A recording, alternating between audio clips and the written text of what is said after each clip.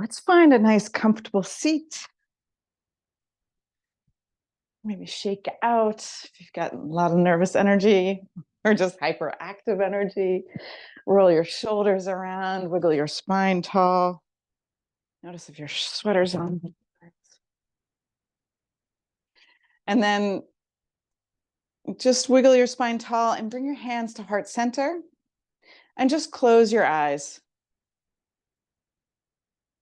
Take a couple of moments and start to just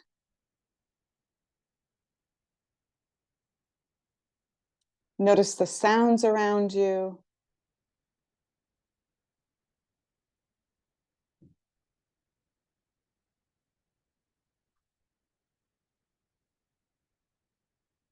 What kind of light there might be in the room or the house you're in.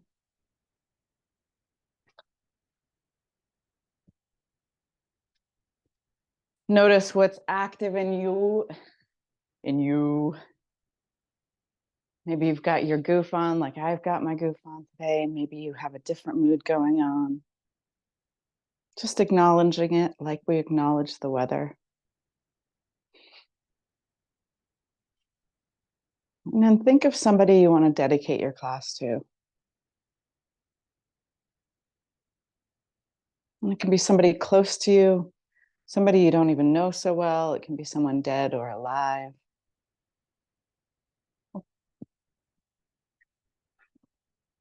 And let's sound 3 ohms. Empty your breath. Take a deep inhale through the nose.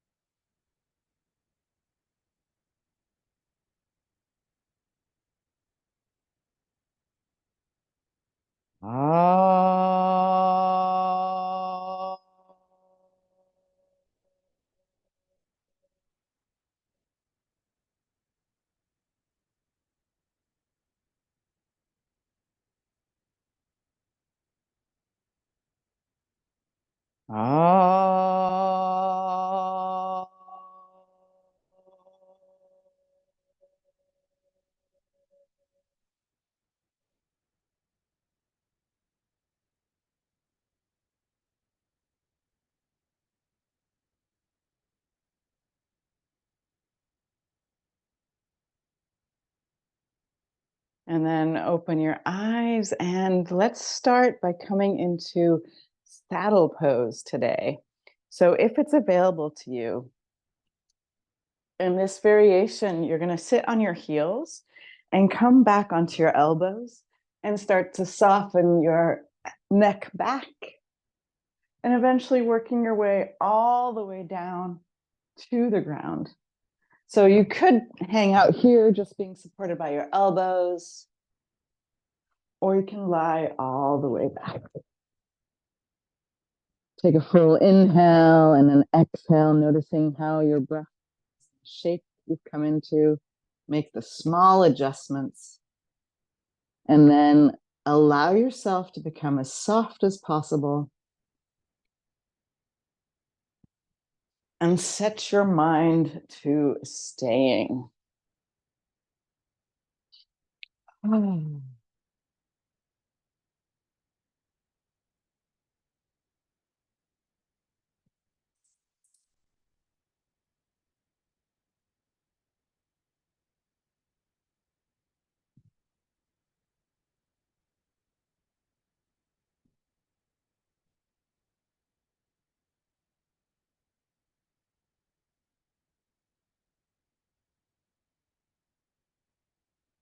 So yesterday there was a dramatic total solar eclipse.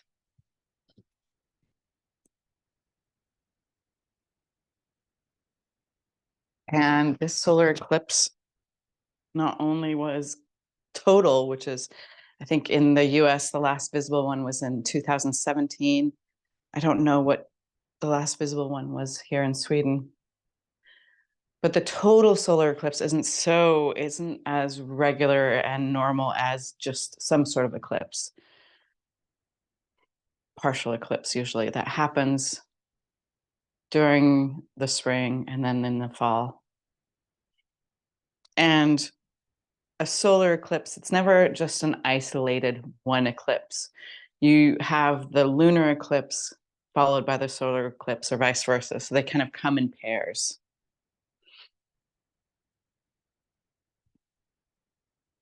And it's the relationship of our luminaries to our Earth. So, if we were on Jupiter, say, you'd see lots of eclipses. But here on Earth, we just see a couple during a cycle of 1 year.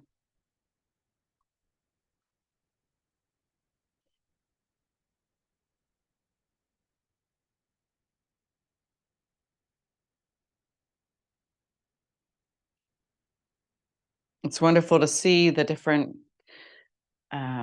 photos that people have taken, but what's even more poignant has been reading some of the descriptions. And through time immemorial, it has been, there's a lot of fear around eclipses, and it used to be from naivete, from really not understanding what was going on. And when it starts to get dark, like the animals react and are unclear, like uncertain what's going on, nervous. Um, the whole, the darkness that comes unanticipated obviously can be, upsetting and weird if you have no idea, no anticipation of it, no idea what's going on. And then there were some writings about how even the stars appeared in some places. So really seeing the stars during daytime.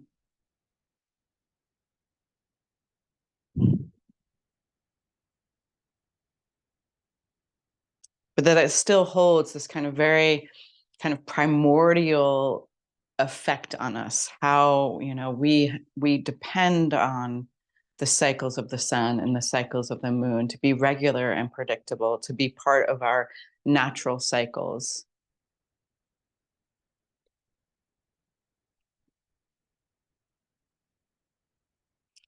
Nowadays,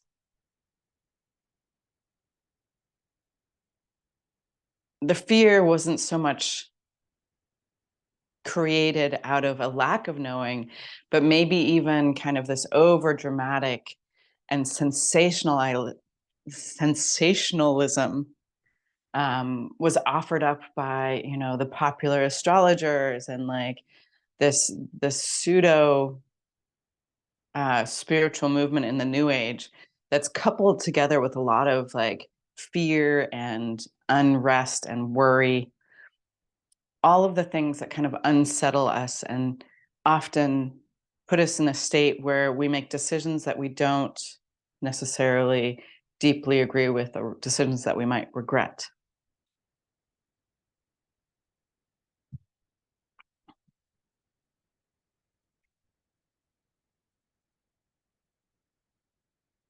So we used to have this idea that if people had more information, then people would be more at peace.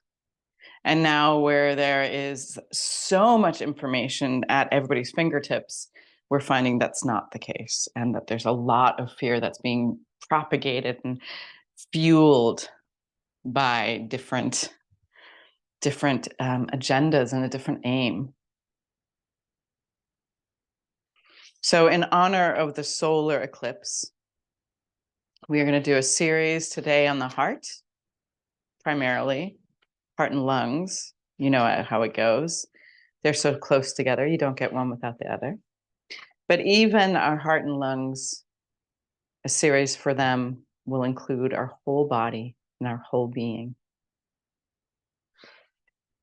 So take a final deep inhale and exhale.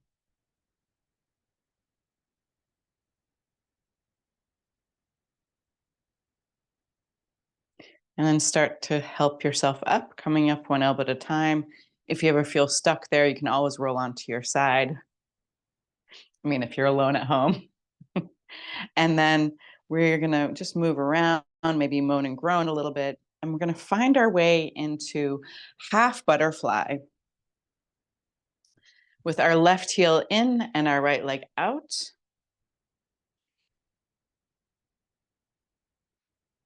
And first, we're actually going to go straight down the center,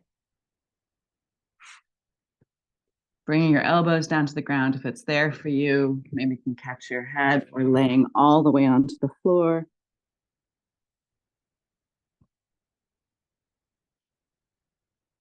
Take a couple of breaths to get to know the pose.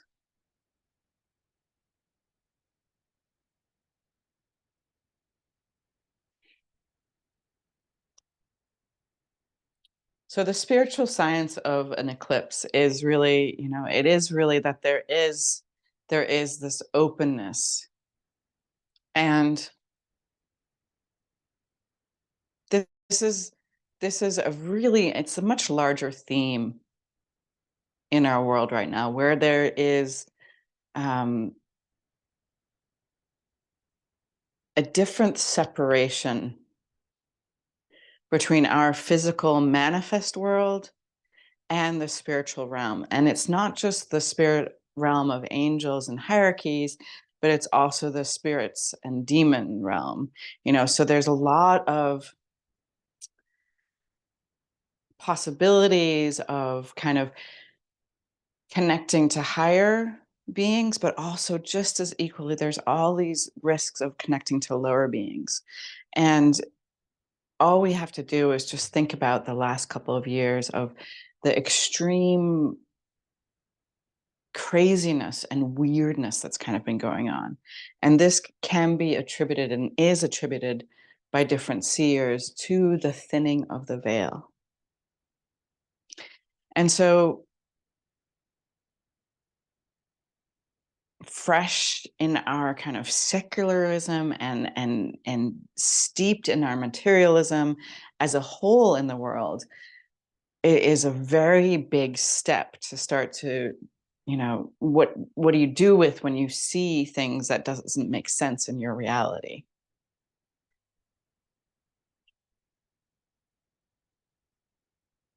So in earlier incarnations of the human being, when we were connected more intimately to the spirit realm like where we really, there was no questions about angels existing, there was no questions about demons existing, it was really part of the experiential life. Even that was before we had the level of individuation that we have now, the level of I am who I am here on earth. So now, when we are in this very, very different phase of our consciousness, it takes a different type of effort to prepare ourselves to meet the invisible realm. And it's essential that we start to learn more about these invisible realms, about the cosmos, and what has been a teaching through the eons of human beings, not just the past 100 years. Because whether we are prepared or not, it's coming to meet us. And through our own preparation, where it's this combination of really this inner exploration and inner work of getting to know yourself, with a very traditional study of esoteric or cosmology, or just starting to research in different ways what has been passed on from one civilization to the next civilization, let alone generation to generation. Now, with your inhale, start to lift up, roll up, and we're going to do a little dance. You can put your own spin on it. Maybe you're still feeling feisty, or maybe you're feeling a little bit more like Bye Bye Birdie. And then twist so your belly button is facing your right thigh, and bend over your leg, letting your head drop towards your knee. Take a full inhale, and with your exhale, just sigh it out.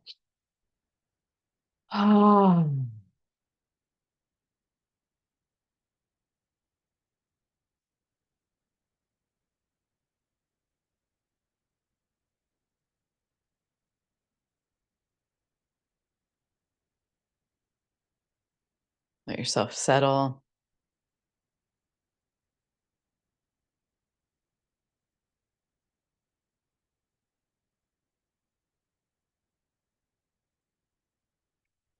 So, I've talked a little bit before about this evolution of human consciousness.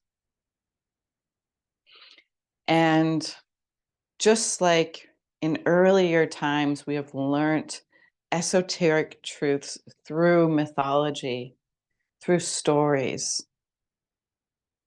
passed down from one generation to the next, from the mystery school lineage. Even today, we want to really, we want to understand a really big story and a really big arc, a long arc of time. And to do that, we have to put it more into story form or kind of allow our imagination to help us learn such a different experience.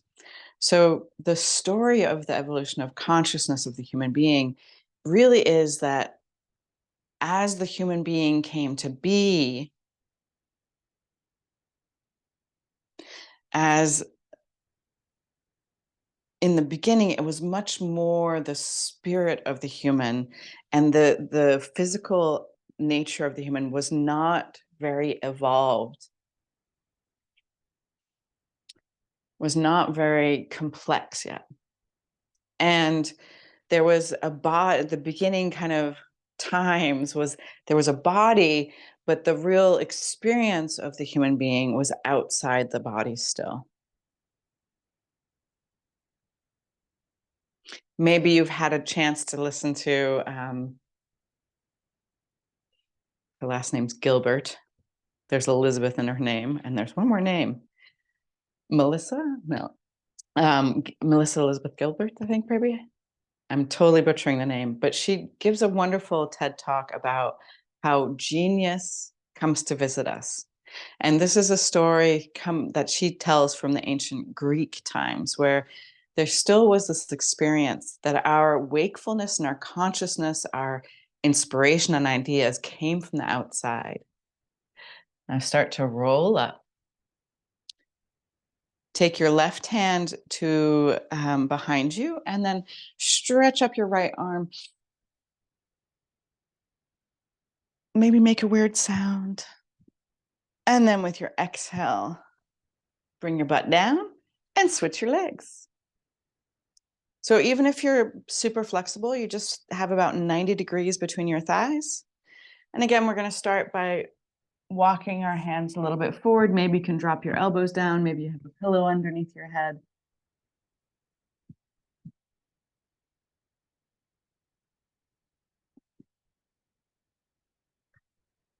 So since the beginning of the human being, long, long, long time ago,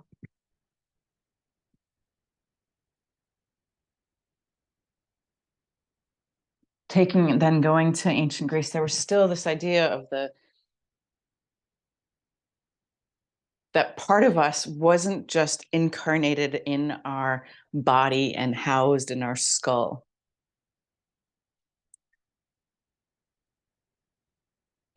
And it's only really been in recent times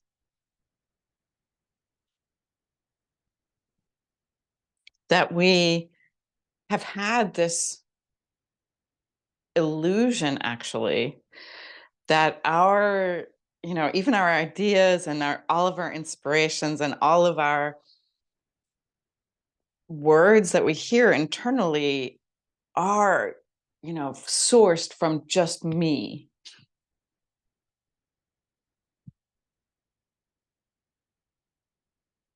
And it's become so extreme that people even want to copyright ideas as if they own this non-physical thing, as if it were an object like a cup or a book.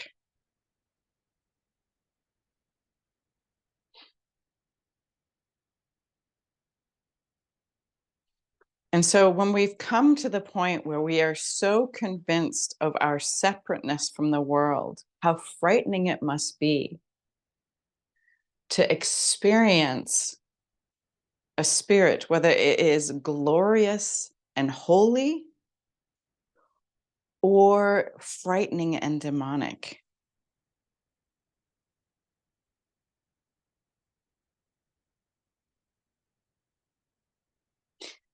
And how odd it is that as we have evolved, we've become less prepared to meet spirits and even to meet our own death in this world, from this world.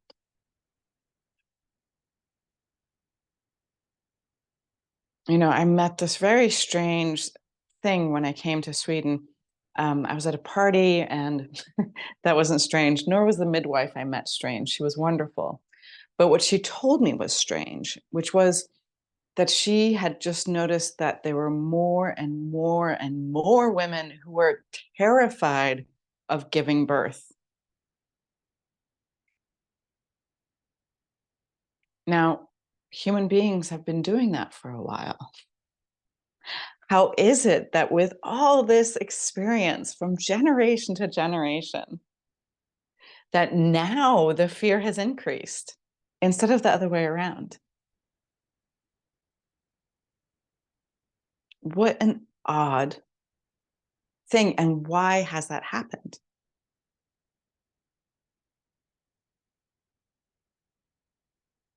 I'll start to walk your hands back towards your groin and then roll up.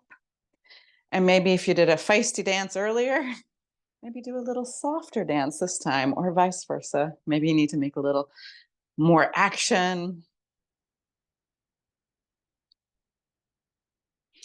more luha, and then spin your belly button over your extended leg and roll down, bringing your forehead towards your knee, letting your head be heavy, letting your tongue be relaxed. Now, at the time, this is about 10 years ago, I guess. So just the other day, um, this Swedish midwife and I had a beautiful conversation that actually asked the question, is it the increasing level of secularism or the epidemic of atheism, not believing in God, that actually makes these women more scared now than in the past to give birth? But I feel like it's just such a great example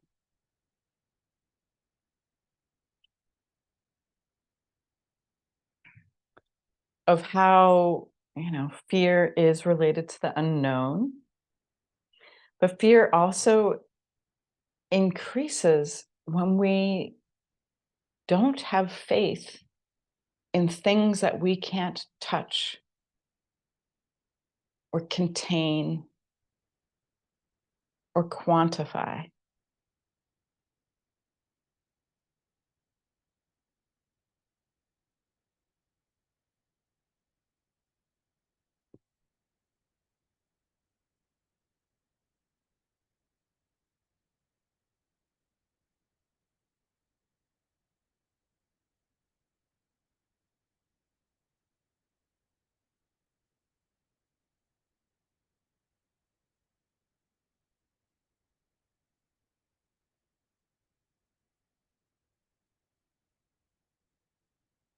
So we come back to the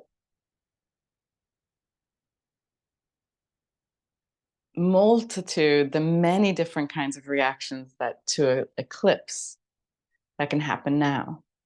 So while we are not scared of the world ending because of an eclipse, there was a lot of kind of chatter about how the eclipse is a portal. And this isn't dismissed by spiritual science, actually. But what is salient, what's really relevant, is that in any portal, in any kind of place where something can manifest into our world, become of this world, be in this world, it needs to have a familiarity or kinship of something that is in you. So, very simply put, for instance, during a time of an eclipse, we want to fill ourselves with love and with faith and connection to Christ consciousness. These things are a protective and action that is of service in bringing light into the world. On the other hand, if we have a lot of fear, or if we have nurtured and cultivate darkness in us that is, an invitation to dark forces, because they're in you, you can bring them in. So part of this inner discipline is actually, all of us contain both the shadow and the light. But the discipline is, which part of yourself do you lift up? Do you feed? Do you fuel?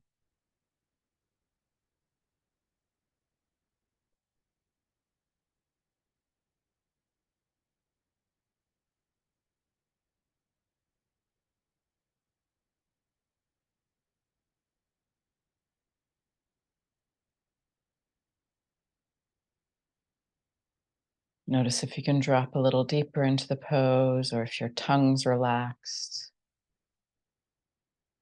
if your elbows are heavy.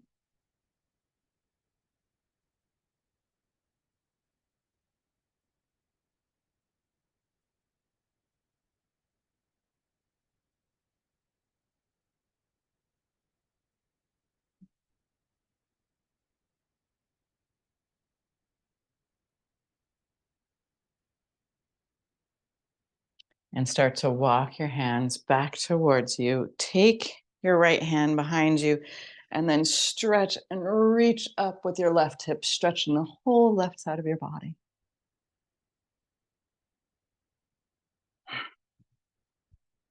Bring your hips back down.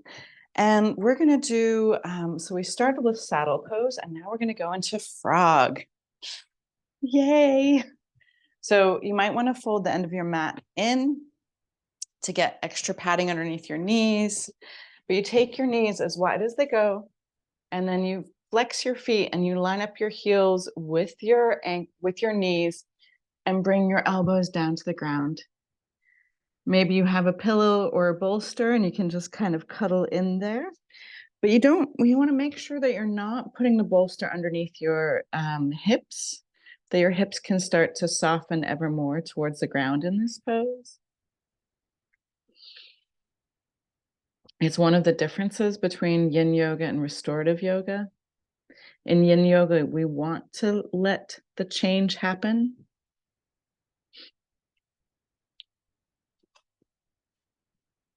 So you want to support in an intelligent way.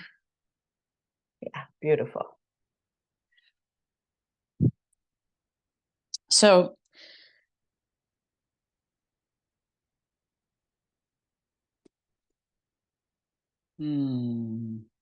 so part of what was so cool and interesting and potent about this eclipse, and maybe you've noticed certain things in your friends or partners, or people having breakthroughs, or taking courageous shifts, taking courageous action to do something new, change a habit, or change their mind about something.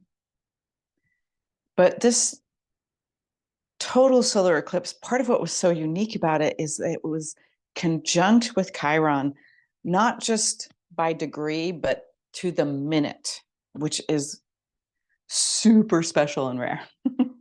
Now, in our chart and in the sky, Chiron it's connected to the wounded warrior. And Chiron currently is in I was going to say it's in April, but it's also in the sign of Aries, where our sun is as well, obviously, since they were all in the same spot. And for me, Aries has so much to do with the primordial masculine, with this capacity to initiate, with this sometimes unconscious drive towards spirit.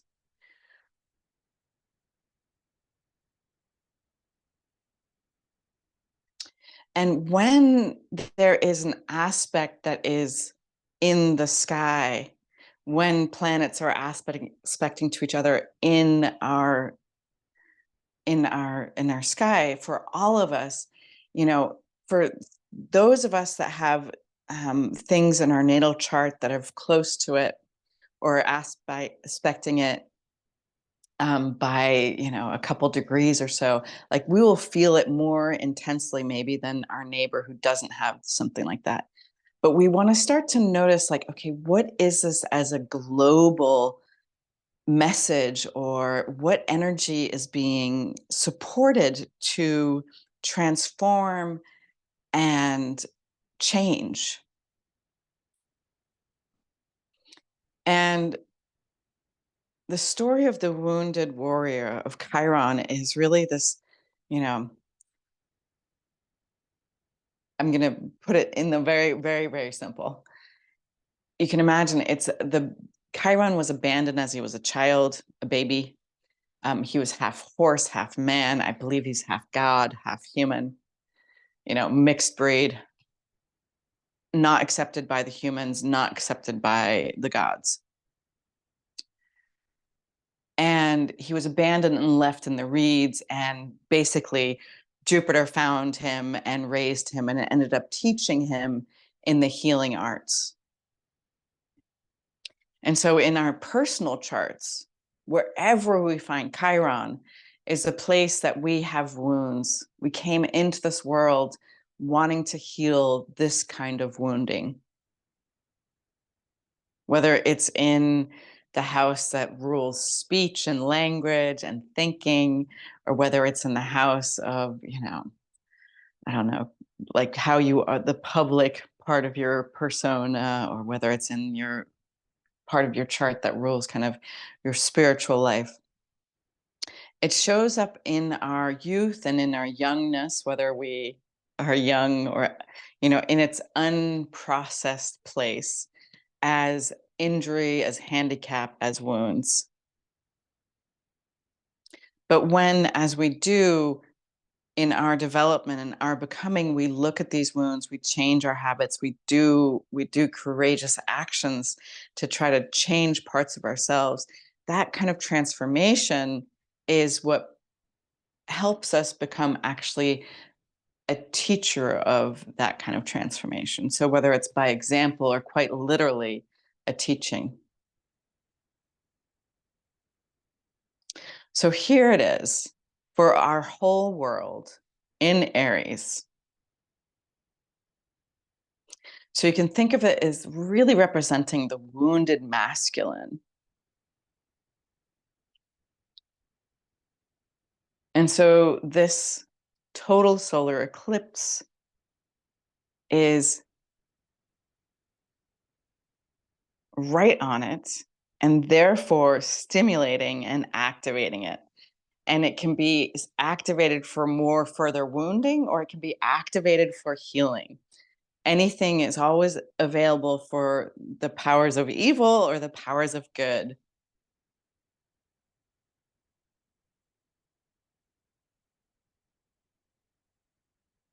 So for me, it really begs the question, how do we heal the wounded masculine?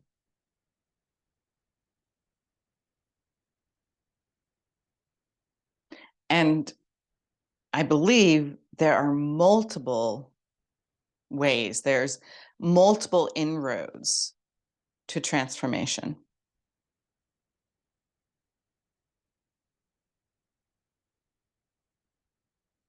But what is really a power and the gift of the masculine is this capacity to initiate, to individuate.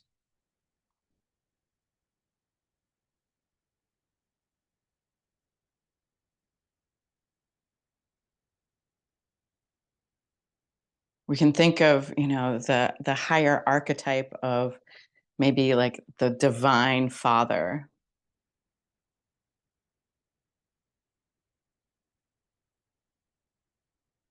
the protector, supporter, empowerer.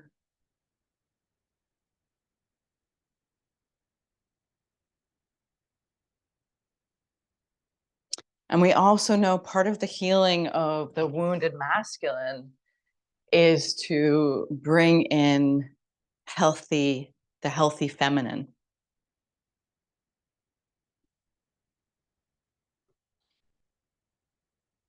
And part of what's so wounded about masculinity in our time and age is the level of which our masculinity has dropped to being just of this physical world, just of the physical pleasure, just of the physical dominance and power, neglecting actually the responsibility of relationship to the divine, neglecting this element of being provider for others, protector of others. And when we see this in our billionaire class, what are they doing? They're not opening hospitals. They're not stopping wars. They're not opening museums or supporting the arts. What are they doing? They're building freaking rocket ships and trying to get to Mars. I mean, talk about a picture of a wounded masculine. And how many of those rocket ships have been successful? Now, notice if you fell asleep in your frog.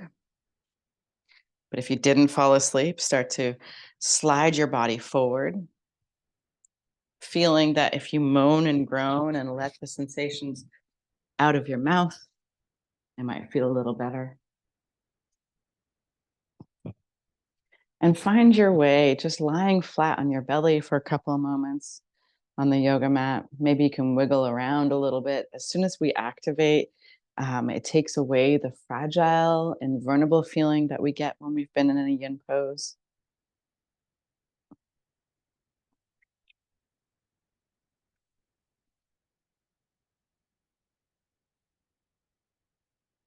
And then bring your hands underneath your shoulders. And for a transition, just come up onto your hands and knees. And with your inhale, lift up your head, your heart, and your hips into cow, a little yang moment. With your exhale, push the ground away, push the tops of your feet in, and float your cat. And then lightly place your knees back on the ground, and let's turn this into Anahata Asana. So you're going to bring your hips stay over your knees, and your arms come into child's pose version of your arms, or if your nose is annoyed, you can fold one of your arms and rest your forehead onto your forearm. It's kind of an awkward feeling pose because your butt's in the air and you feel your chest kind of dropping down towards the earth with every exhale. But allow yourself to get comfortable there, soften into it.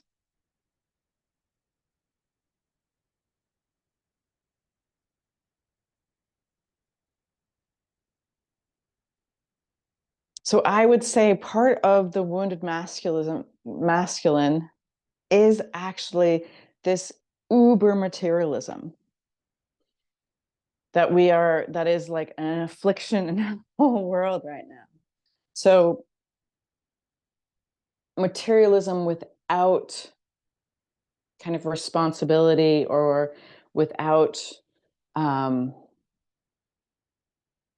reverence.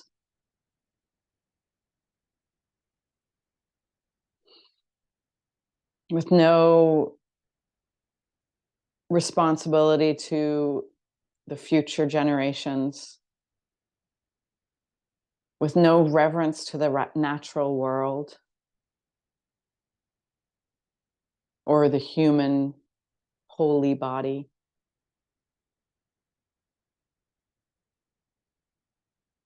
This is part of where we have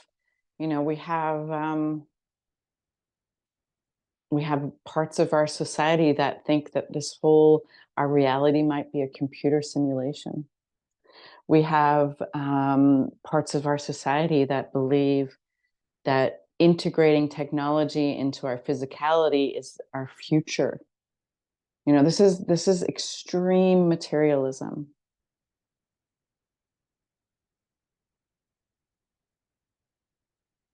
that doesn't question if it's, you know,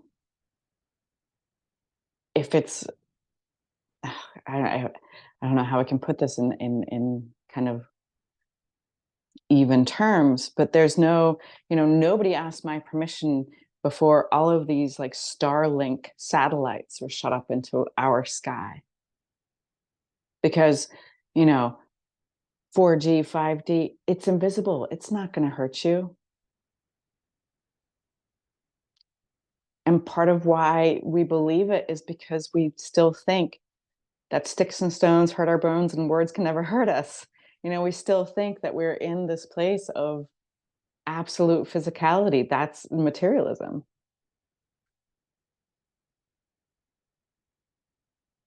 Oh, there's so many contradictions, aren't there? Feel your chest dropping towards the ground.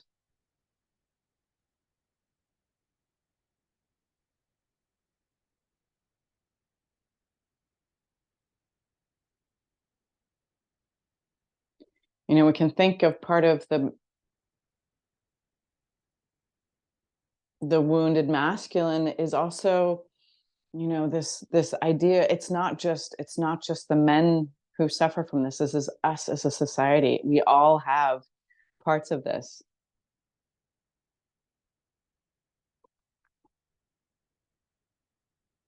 But you can nearly see like the little boy in the store being like, "Oh, why can't I have a lollipop? They haven't a lollipop." And now we're like, "Oh yeah, my right to have a baby, my right to be whatever gender I want, despite whatever I was born into, my right to have plastic surgery."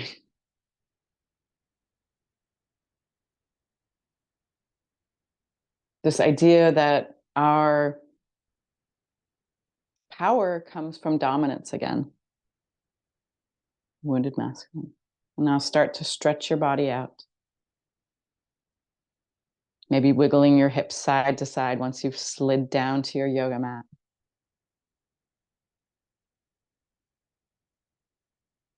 Moaning and groaning a little bit.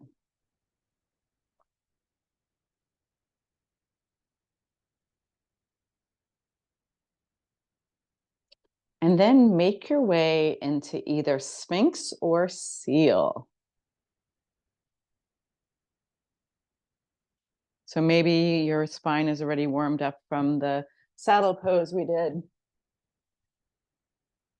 allowing you to go straight into Seal. Or maybe you feel a little bit more, you need to be a little bit more reserved today and come into Sphinx.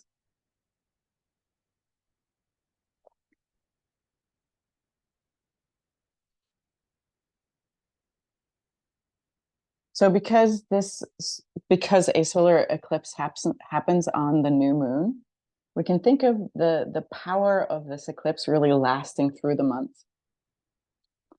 So it is not a one-sided power. It's not something that's being thrusted at you.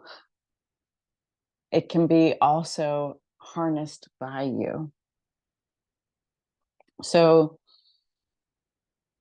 what part of where do you, or where do I, where do I need to let go to help the healing happen?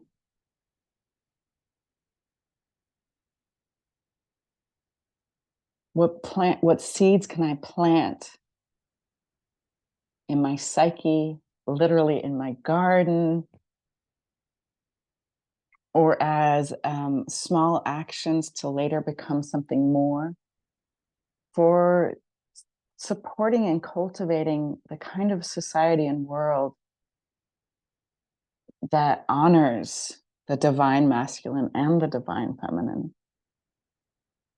the divine human being, this meeting and balance between the sun and the moon. yin and yang.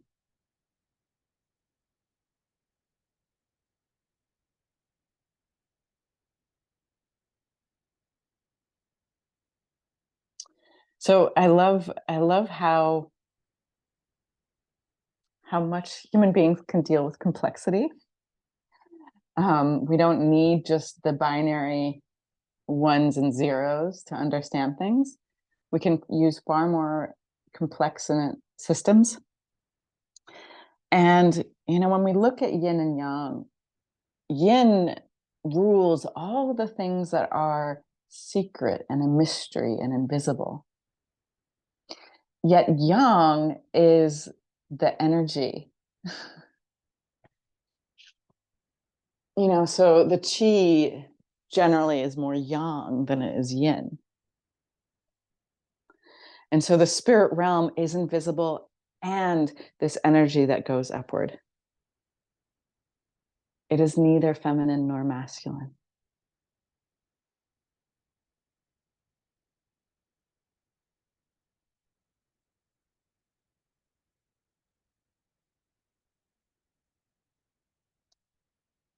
A lot of the languaging is awkward when we have to relate it to our material and physical world. When we start to understand the complexity, we understand that spirit is everywhere, not just up.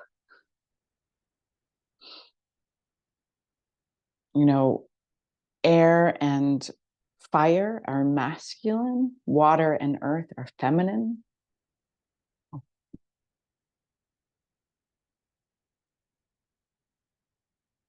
But just like we can have fire underneath the earth, we can have water above in the sky.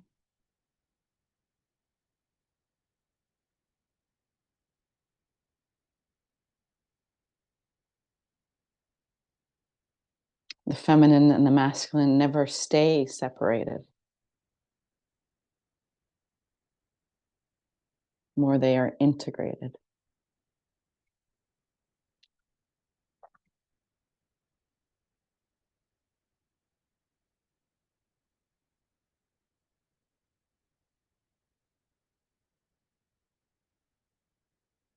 Not to lose the exquisiteness and the balance between the two, the life-giving vitality that's created between these polarities.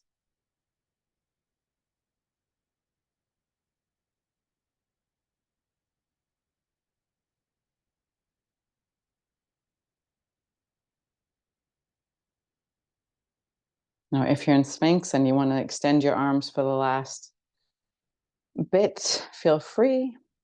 And then take 5 more full, deep breaths. And on your 6th breath, lower yourself down to the ground.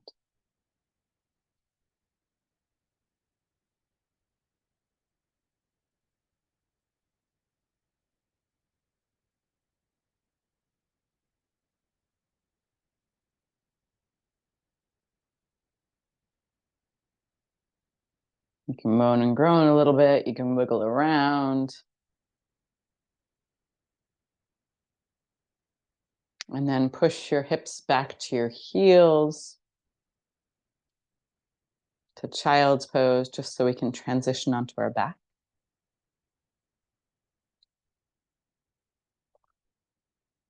Of course, you're always welcome to just roll over.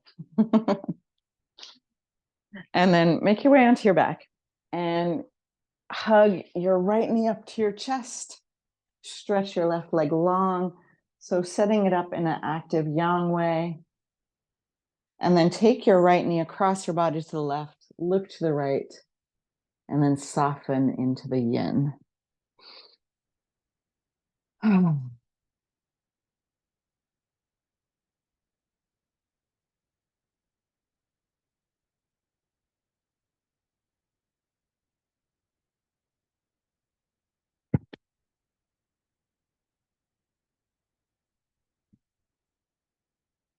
So one of the things that I coach my clients who come to get their charts done by me is that we have to, we want to cultivate this collaborative, creative effort.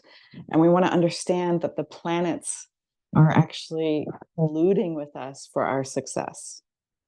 In the New Age astrology community, there can be this attitude of like, oh no, this is happening to me. My Mercury is crushing me. Saturn is out to get me or whatever.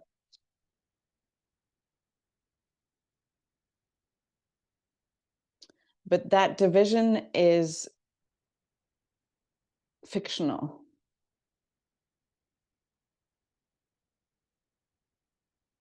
We are together in the world with these celestial bodies.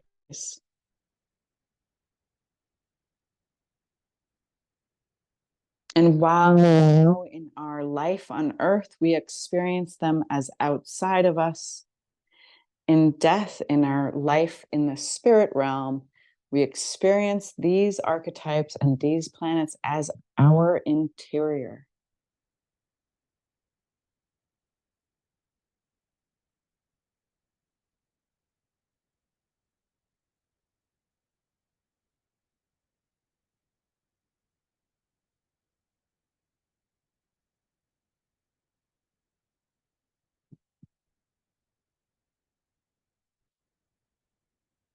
And then roll back to center.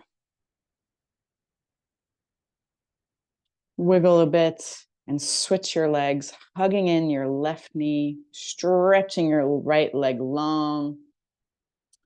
Come into it first with the action of a yang, and then bring your left knee across your body to the right into the twist and soften into the yin. Hello. You may look up at the ceiling, or maybe you're looking away from your knee to your, whichever way you're right, I believe it is left.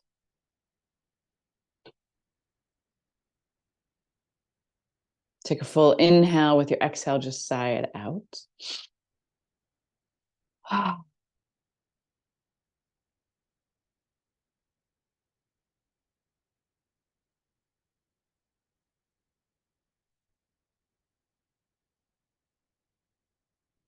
The biggest element for me in our development and educating ourselves isn't so much like, oh, we believe in astrology or we don't believe in astrology. It's more starting to take it up as a curiosity. Like here we had this intense, celestial event happening in the sky.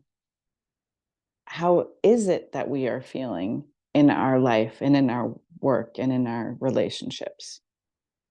Are there themes that are mirrored in our private lives that we're seeing happening out in the sky and in the world?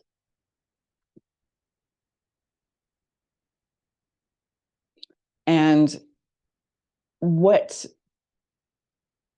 would I like, how maybe would I like to harness this raw energy in my own becoming?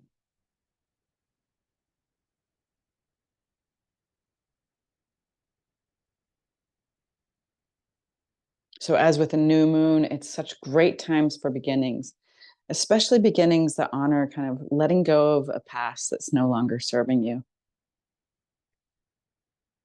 changing a habit, trying something new,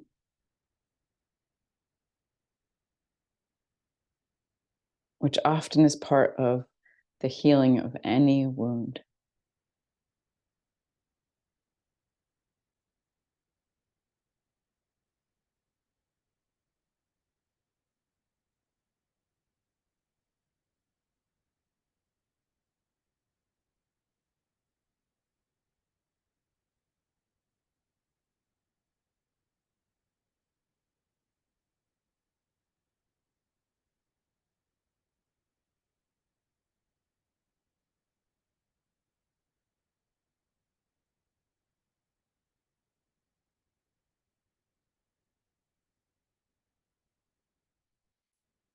Take another full inhale and exhale, and then roll all the way onto your back, maybe grabbing a blanket or an eye pillow and find your way into Shavasana, your mini corpse pose. Your perfectly sized corpse pose. Palms open to receive, eyes closed. You can take your legs as wide as the yoga mat and just feel that your legs are relaxed when your toes are falling out to the sides. Let everything be soft. Feel your belonging in your body on the earth.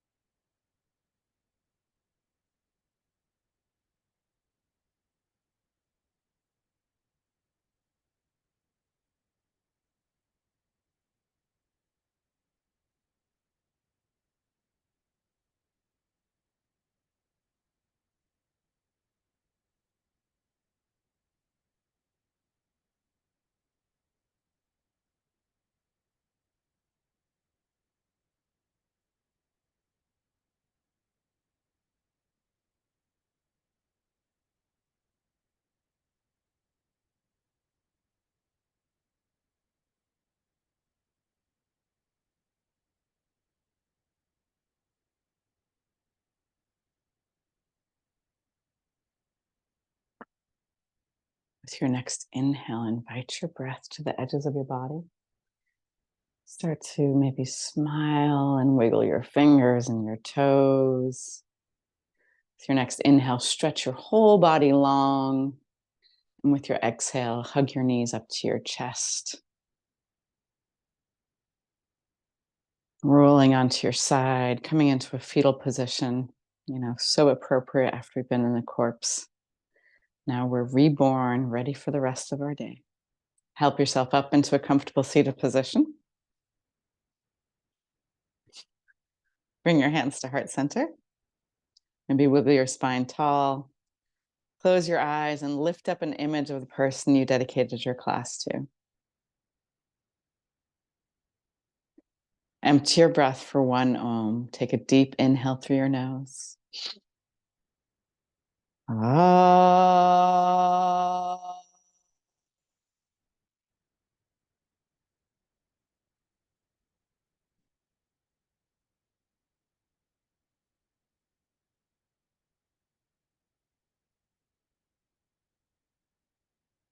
Bring your prayer hands to your third eye.